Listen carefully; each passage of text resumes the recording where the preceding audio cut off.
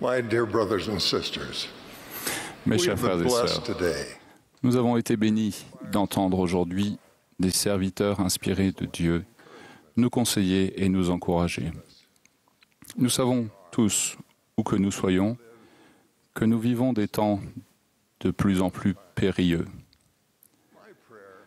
Je prie de pouvoir vous aider à rester ferme et à avoir le cœur empli de paix dans les tempêtes auxquelles nous faisons face.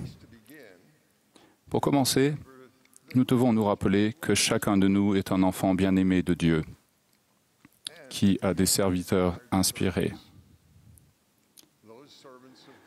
Ces serviteurs ont prédit les temps dans lesquels nous vivons.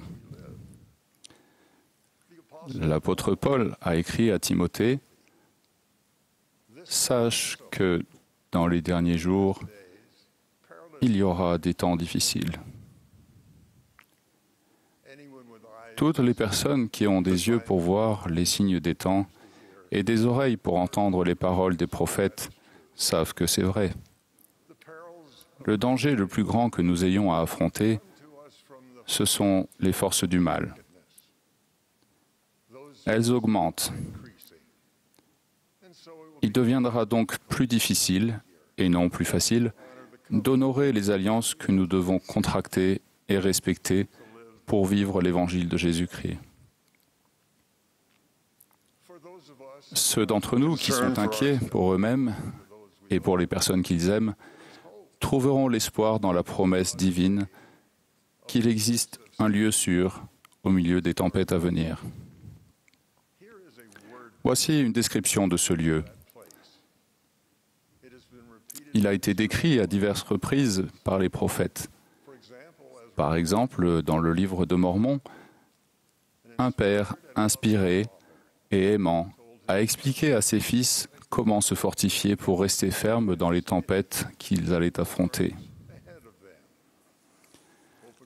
Et maintenant, mes fils, souvenez-vous que c'est sur le roc de notre Rédempteur, qui est le Christ, le Fils de Dieu, que vous devez bâtir votre fondation, afin que lorsque le diable enverra ses vents puissants, oui, ses traits dans le tourbillon, oui, lorsque toute sa grêle et sa puissante tempête s'abattront sur vous,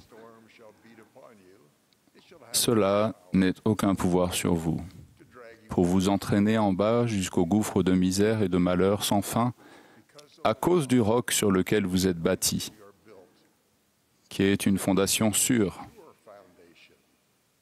une fondation telle que si les hommes construisent sur elle, ils ne peuvent tomber. La misère et le malheur sans fin dont il a parlé sont les effets terribles des péchés dont nous ne nous repentons pas pleinement.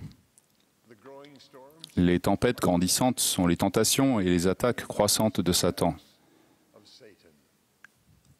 Il n'a jamais été plus important qu'aujourd'hui de comprendre comment bâtir sur cette fondation sûre. Pour moi, il n'y a pas meilleur endroit où le découvrir que dans le dernier sermon du roi Benjamin, que nous trouvons également dans le livre de Mormon. Les paroles prophétiques du roi Benjamin s'appliquent à nous aujourd'hui. Il connaissait personnellement les terreurs de la guerre. Il avait défendu son peuple au combat en s'appuyant sur le pouvoir de Dieu. Il avait vu clairement le pouvoir terrible de Lucifer pour tenter les enfants de Dieu, essayer de les vaincre et les décourager. Il a exhorté son peuple, et nous, à bâtir sur le seul roc certain et sûr, qui est le Sauveur. Il a expliqué clairement que nous sommes libres de choisir entre le bien et le mal, et que nous ne pouvons pas éviter les conséquences de nos choix. Il a parlé de manière directe et sans ménagement, parce qu'il connaissait la souffrance qui attendait ceux qui n'écouteraient pas ses avertissements ou n'en tiendraient pas compte.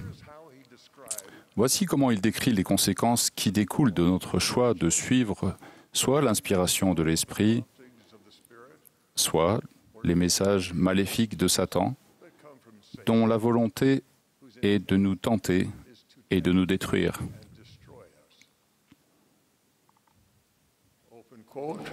Je cite, « Car voici, il y a une malédiction qui est prononcée contre celui qui trouve bon d'obéir à cet esprit mauvais,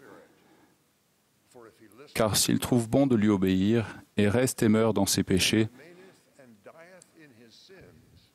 il boit de la damnation pour son âme, car il reçoit pour salaire un châtiment éternel, ayant transgressé la loi de Dieu à l'encontre de la connaissance qu'il avait. C'est pourquoi, si cet homme ne se repent pas et reste et meurt ennemi de Dieu, les exigences de la justice divine éveillent son âme immortelle à la conscience vive de sa culpabilité, ce qui le fait reculer hors de la présence du Seigneur et remplit son sein de culpabilité et de souffrance et d'angoisse, ce qui est semblable à un feu qui ne s'éteint jamais, qui ne s'éteint pas, dont la flamme monte pour toujours et à jamais. » Fin de citation. Le roi Benjamin continue, « Ô vous tous, hommes âgés, et vous aussi, jeunes hommes, et vous, petits enfants qui pouvez comprendre mes paroles, car je vous ai parlé clairement, afin que vous compreniez.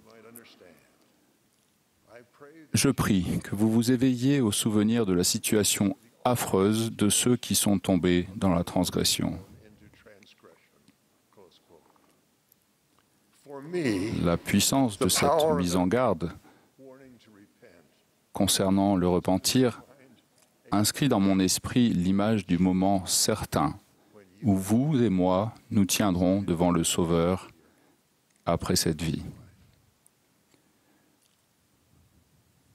De tout notre cœur, nous voulons ne pas reculer, mais plutôt lever les yeux vers lui, le voir sourire et l'entendre dire « C'est bien, bon et fidèle serviteur.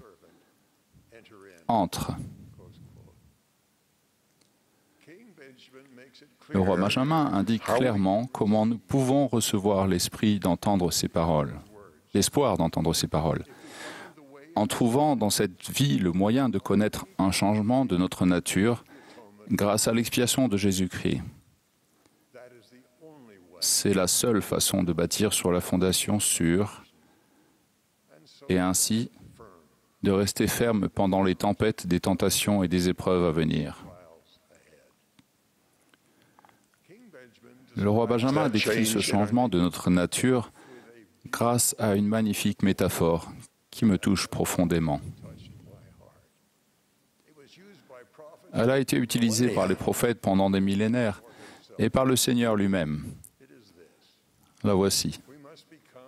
Nous devons devenir comme un enfant, un petit enfant. Il ne sera pas facile pour certains de l'accepter. La plupart d'entre nous veulent être forts. Nous considérons peut-être qu'être comme un enfant, c'est être faible. La plupart des parents attendent le jour où leurs enfants seront moins puérils. Mais le roi Benjamin, qui comprenait aussi bien que n'importe quel mortel ce que signifie être un homme fort et courageux, montre clairement qu'être comme un enfant n'a rien à voir avec la puérilité. C'est être comme le Sauveur, qui a prié pour recevoir la force de faire la volonté de son Père et d'expier pour les péchés de tous les enfants de notre Père céleste, puis qu'il a fait. Notre nature doit être transformée pour que nous devenions comme un enfant, et ainsi recevions la force nécessaire pour rester fermes et en paix pendant les temps difficiles. Voici la description émouvante que fait le roi Benjamin de ce changement. Je cite, « Car l'homme naturel est ennemi de Dieu, et l'est depuis la chute d'Adam, et le sera pour toujours et à jamais, à moins qu'il ne se rende aux persuasions de l'Esprit Saint et ne se dépouille de l'homme naturel et ne devienne un saint par l'expiation du Christ, le Seigneur, et ne devienne semblable à un enfant, soumis, doux, humble, patient, plein d'amour, disposé à se soumettre à tout ce que le Seigneur juge bon de lui infliger, tout comme un enfant se soumet à son Père. » Fin de citation. Ce changement s'effectue lorsque nous contractons des alliances avec Dieu et les renouvelons. Cela permet au pouvoir de l'expiation du Christ de transformer notre cœur. Nous pouvons le ressentir chaque fois que nous prenons la Sainte Seine. Accomplissons une ordonnance du Temple pour un ancêtre décédé. Témoignons du Sauveur. Ou prenons soin d'une personne dans le besoin en tant que disciple du Christ. Grâce à ces expériences, notre capacité d'aimer et d'obéir devient progressivement semblable à celle d'un enfant. Nous venons nous tenir sur la fondation sûre. Notre foi en Jésus-Christ nous mène au repentir et au respect de ses commandements. Nous obéissons, nous recevons le pouvoir de résister à la tentation et nous gagnons la compagnie du Saint-Esprit qui nous est promise.